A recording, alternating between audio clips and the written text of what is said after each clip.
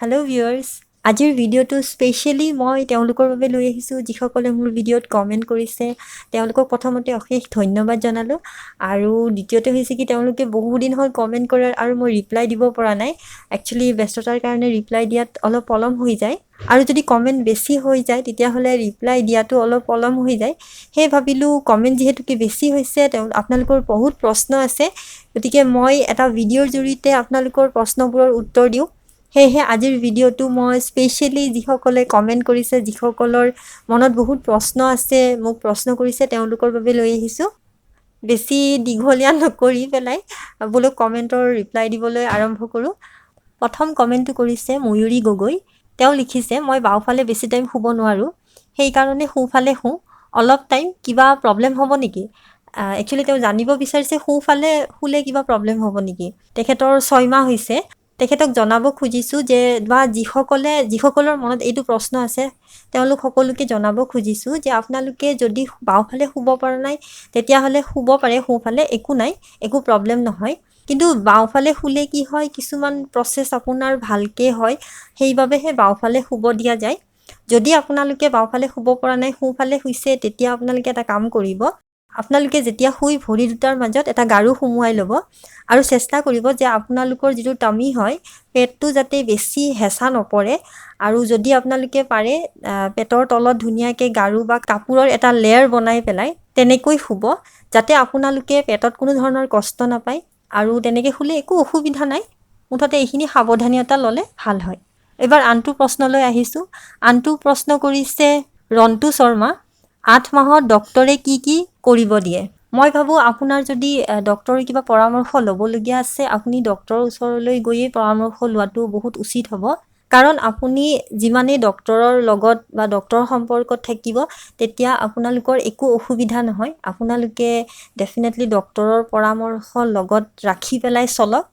আৰু 8 মাহ এটা ধুনীয়া সময়, আৰু কিছুদিন সময়ৰ পিছতেই আপোনাৰ বেবীটো আপোনালোকৰ জীৱনলৈ আহিব। গতিকে আপোনালোকে নিশ্চয় ডক্টৰৰ ওচৰলৈ যাওক আৰু ডক্টৰৰ পৰামৰ্শ লৈহে সকলোখিনি কৰক। ইয়াৰ পিছত আকৌ ৰন্তু শৰ্মাই সুধিছে, বেছি ঠাণ্ডা পানী বা গ্লুকন ডি খালে কিবা প্ৰব্লেম হ'ব নেকি? তেতিয়াহ'লে আপোনালোকে বেছি ঠাণ্ডা পানী, অতিপাত ঠাণ্ডা পানী খোৱাটো উচিত নহয় আচলতে। কাৰণ অতিপাত ঠাণ্ডা পানীৰ ফলত আপোনালোকৰ কিবা অন্য সমস্যাও হ'ব পাৰে। আৰু যিহেতুকে তেওঁ অলৰেডি 8 মাহৰ কথা কৈছে আৰু কিছু সময়হে, গতিকে আপোনালোকে অতিপাত ঠাণ্ডা পানী নাখাব। গ্লুকন ডি আপোনালোকে খাব পাৰে, গ্লুকন ডিৰ একো অসুবিধা নাই। কিন্তু বেছি ঠাণ্ডা পানীত নহয়, এনে নৰ্মেল পানীত গুলি পেলাই আপোনালোকে গ্লুকন ডি খাব পাৰে। ইয়াৰ পিছৰ প্ৰশ্নটো লৈ লৈছোঁ। এয়া লিখিছে দীপাঞ্জলি কলিতাই। তেখেতে লিখিছে, মোৰ এতিয়া 23 উইকছ হৈছে, বেবী ৱেইট 602 গ্ৰামছ হৈছে, কম হৈ আছে নেকি? এইটো বহুত সুন্দৰ ৱেইট হয়, একেবাৰে কম হোৱা নাই, ধুনীয়া ৱেইট হয়। আপুনি চিন্তা কৰিব নালাগে, আপোনাৰ বেবীটোৰ ভালকৈয়ে গ্ৰ'থ হৈছে। আপুনি নিয়মীয়া কামখিনি নিশ্চয় কৰক আৰু কোনো ধৰণৰ চিন্তা নকৰাকৈ ভালকৈ থাকক। আনটো প্ৰশ্ন কৰিছে বিকাশ দুৱাৰা।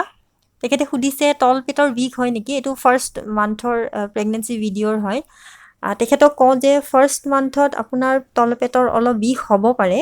ফাৰ্ষ্ট মান্থত কিছুমান কেতিয়াবা বিষ হোৱা দেখা যায়, যেনে পিঠিৰ বিষ হওক, আপোনাৰ মূৰৰ বিষ হওক বা তলপেটৰ বিষ হয়। এইবোৰ হৰম'নেল চেঞ্জেছৰ কাৰণে হয়। তাৰোপৰি যেতিয়া তলপেটৰ বিষ হয়, সেইটো হৈছে আপোনাৰ ভ্ৰূণটো যেতিয়া ইউটেৰাছত প্ৰত্যাৰোপণ কৰে, মানে এটাচ হয়, তাৰ ফলত মহিলাগৰাকীৰ ইউটেৰাছত অকণমান সংকুচিত হ'বলৈ ধৰে। সেয়েহে এই তলপেটৰ বিষ কিছুমানৰ হয়। সাধাৰণ কথা, একেবাৰে চিন্তা কৰিব নালাগে। আপোনালোকে নিয়মিতভাৱে ডক্টৰৰ ওচৰলৈ যাওক, পৰামৰ্শ লওক। আৰু কিবা অসুবিধা হ'লে মোক প্ৰশ্ন কৰিব পাৰে। লগতে ভিডিঅ' মই অলৰেডি বনাই থৈছোঁ, আপোনালোকে ভিডিঅ'খিনি চাব। তেতিয়াহ'লে বন্ধুসকল, আজিৰ ভিডিঅ'টোত ইমানখিনিয়ে আছিল। মই গোটেইখিনি প্ৰশ্নৰ উত্তৰ দিয়ে দিলোঁ। আৰু যদি কিবা সুধিব লগা থাকে আপোনালোকে নিশ্চয় সুধিব, কমেণ্ট কৰিব। আৰু এটা ৰিকুৱেষ্ট নিশ্চয় কৰিম, আপোনালোকে ভিডিঅ'টো শ্বেয়াৰ কৰি দিব।